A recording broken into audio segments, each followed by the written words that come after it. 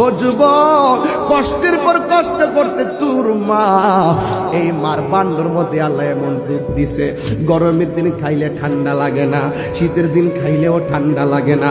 শীত নাই, গরম নাই, দুনিয়াতে পানি দিলে ঠান্ডা লাগবো, গরম পানি দিলে মুখটা পুড়ে যাবে।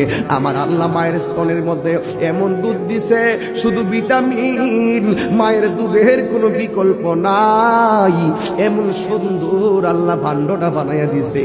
এই জন্যই তো আমি মাঝে মাঝে বলতাম, মাগে একদার দুধের দাম কাটিয়া গায়ের জাম, বাপস বানাইল ঋণ সুদ হবে না। এমন দরদি ববে কেউ হবে না আমার মা গো। এমন দরদি ববে কেউ হবে না আমার মা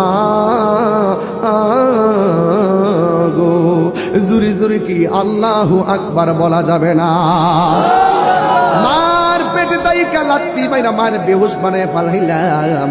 ওই দাই মারা আমারে বলে, ও তাহিরে হুজুর, মায়ের প্রসবের পরে মা বেহুশ হইয়া যায়।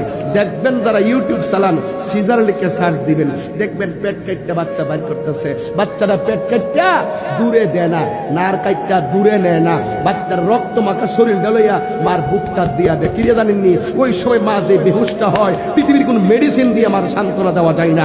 বাচ্চারা যখন মায়ের বুকটা দিয়া দেয়, তখন মায়ের হাজার প্রসব বেদনা সেকেন্ডে পানি হয়ে যায়।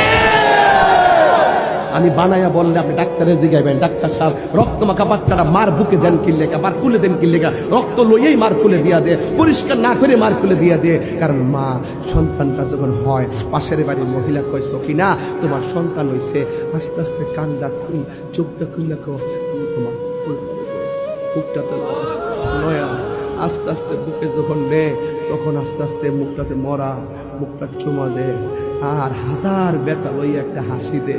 এই হাসিটার দাম যে কত কোটি, এই হাসিটা যে কত মমতা, এই হাসিটা যে কত মমতা। মাগো